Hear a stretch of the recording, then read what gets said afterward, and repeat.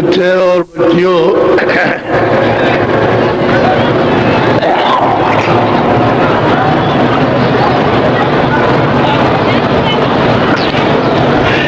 जब तक यहाँ महापुरुष नहीं मिलेंगे,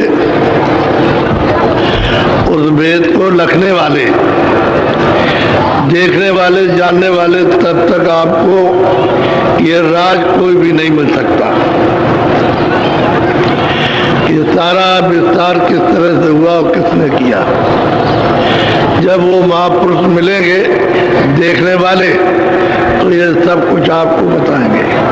बगैर उनके मिले हुए किताबों के पढ़ने से न तो कुछ हुआ और न कुछ हो सकता है। पढ़ लीजिए, किताबें रख दीजिए, अपनी अपनी बुद्धि का जो कुछ भी भौतिक प्रयोग है उसको तो सोचने विचारने का करो आप, है या नहीं है, लेकिन राज नहीं मिल सकता, रास्ता नहीं मिलेगा, वेद नहीं मिलेगा, युक्ति नहीं मिलेगी।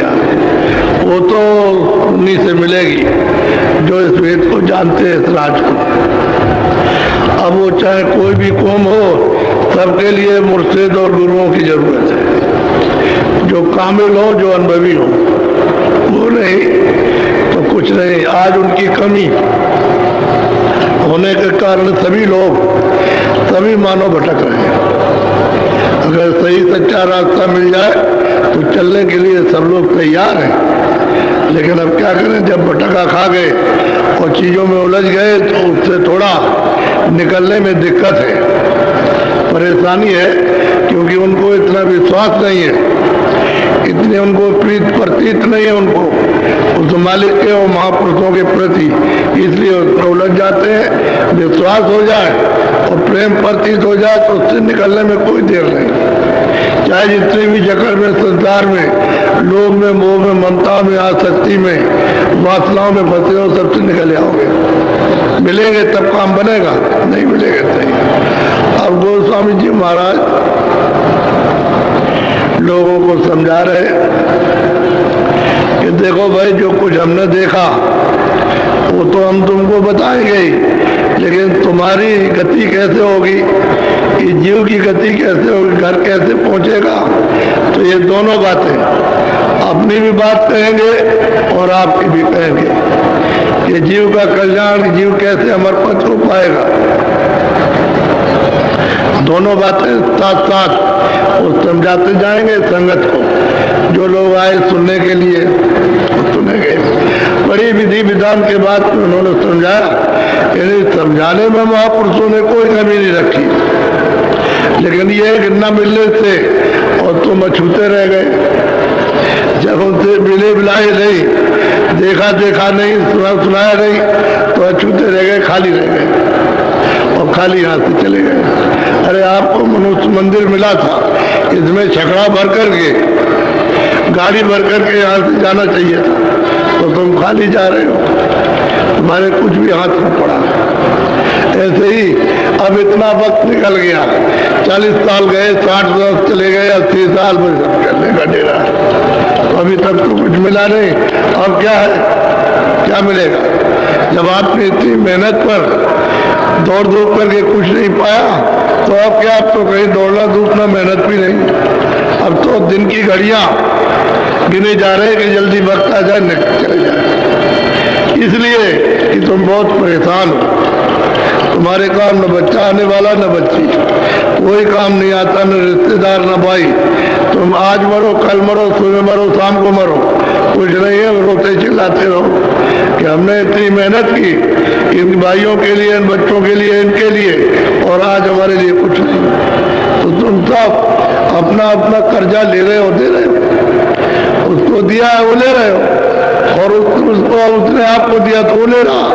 ये कर्जे के सब संबंध में, बिना कर्जे के संबंध नहीं होता। कर्जा रहेगा, लेने देने का तो कर्जा तो संबंध हो जाएगा। ये तो आप जानते नहीं, 2 मिनट में संबंध हो जाता है कि हमारा ये रिश्तेदार, हम इसके रिश्तेदार, वो लेते देते रहो, और जब आपको ठग लेंगे तो कहोगे हमको ठग लिया। ठगा रहा नहीं कुछ भी, वो तो लेने देने का उसी तरह का हिसाब किताब था, तो उसने अपना ले दे लिया, और अब आप रोते और चिल्लाते रहो, ठग लिया। तो फिर रिश्तेदारी किस बात की, दुश्मनी हो गई। बहुत झंझट में फंसे हो, महात्मा मिलेंगे तभी निकलना होगा, नहीं निकल सकते हो। तो अब बड़े ध्यान से आप सुनिए, बोलो।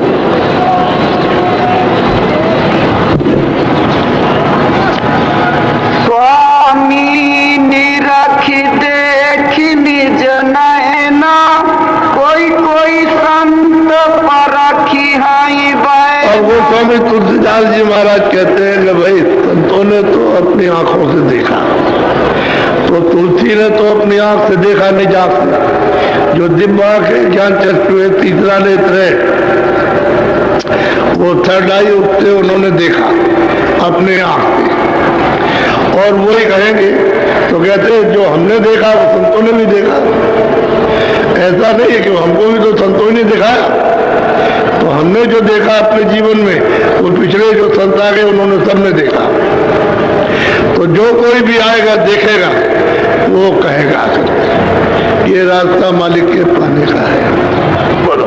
जो कोई संत अगम गति गाई, चरण टेक पुनि महु सुनाई। गुरु जी कहते हैं कि भाई कोई भी संत जितने भी आए, उन्होंने जो कुछ भी मतलब ये कहा वो सत्य कहा, और मुझे जो कुछ मिला तो मैंने भी तो संतों के चरणों में माथे को रखा, उनके चरणों में मत्था टेका, और उनसे दया और कृपा उनसे मिली।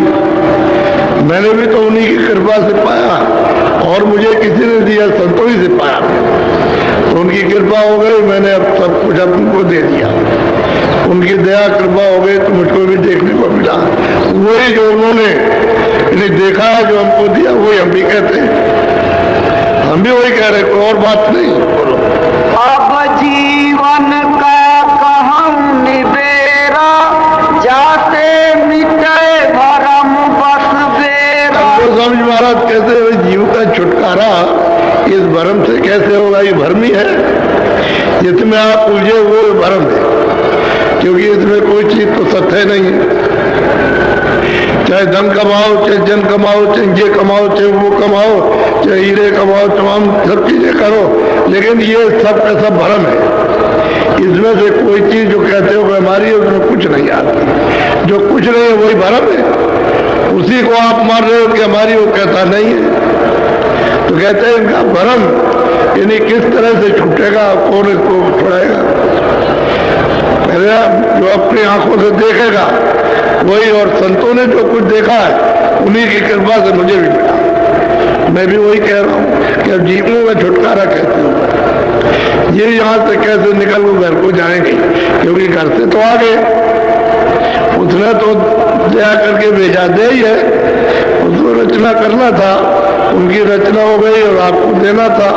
किसी की सेवा के बस होकर के तो आपको दे दिया, और उसने आप मालिक से मांग लिया, और मांगने के बाद में यहाँ ले आया। यहाँ ले आकर के उसने बता दिया कि ये सब चले गए तो हम राज किस पर करेंगे, फिर हम अकेले रह जाएंगे। तो कोई नहीं, तो इनको जल्दी से रोको। तो रोकने राखने का ये भरम पैदा कर दिया, ये तुम्हारा, ये तुम्हारा, ये तुम्हारा, ये तुम्हारा, वो तुम्हारा, सब है, रिश्तेदार है, बच्चे है, ये, लेकिन है कोई किसी का नहीं। बना लो सब कुछ, लेकिन तुम्हारे सामने तुम छोड़ दो इनको, ये छोड़ दे आपको, कोई कुछ नहीं। ये भरम है कि तुम इनके लिए रो रहे, चिल्ला रहे, आंसू आ रहे, वही आंसू अगर मालिक के दर्शन दीदार के लिए तुम बाओ तो मिल जाए। उसके लिए एक आंसू की जिंदगी में कि मालिक मुझे अपना दर्शन दो। अगर ये तुम एक आंसू भी गिराते तो उसका रास्ता तुम्हारे लिए बनता। तो रास्ता तो आपने चलने का बनाया नहीं, और बस इसके लिए रोते चिल्लाते रहे, ये मिल जाए, ये है वो, ये दुखी है वो है। अभी एक माता आई, बोली कि हमारा बच्चा पता नहीं कहाँ चला गया। मैं छोटा सा कह ले, पूरा जवान था। तो क्यों चिंता करती हो, अरे बच्चा होगा चलाएगा, तुम सब्र करके बैठो, सब्र शांति करके बैठो, ये भरम है। अरे यहाँ कौन किसका भाई, कोई लूट रहा है, कोई मतलब छीन रहा है, जबर रहा है, झूठ बोल रहा, धोखा दे रहा, भरम तो नहीं, इसमें कुछ मिला किसी को, यही चीज आती है।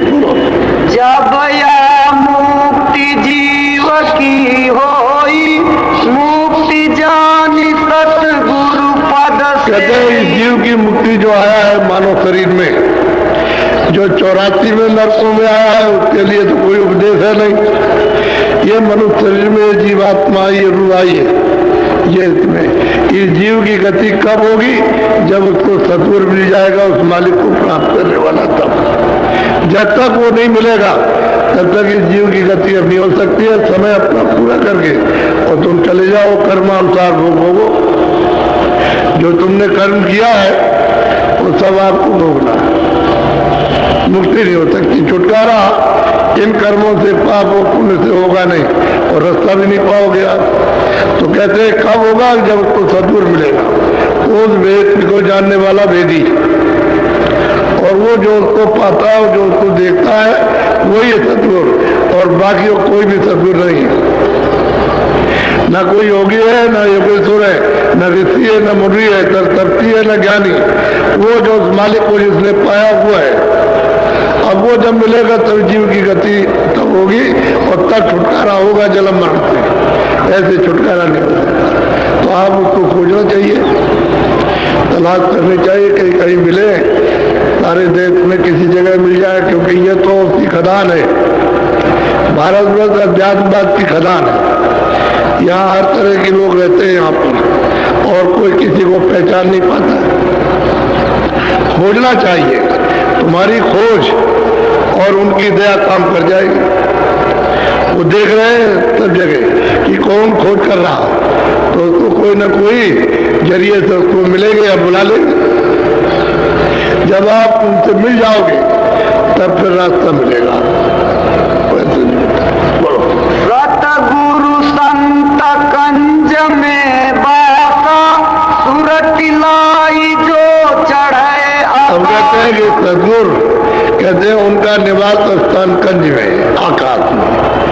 वो आकाश में जब अंदर आंख खुलेगी और जब चलोगे तो आकाश में खिला हुआ है। वहां चारों तरफ नीला और बीच में सफेद है। कहते हैं वहां तुम पहुंच चलो, वहां तो रास्ता तुमको मिल जाएगा। अब वो जानने वाला अगर कोई होगा तो आपको पहुंचाएगा।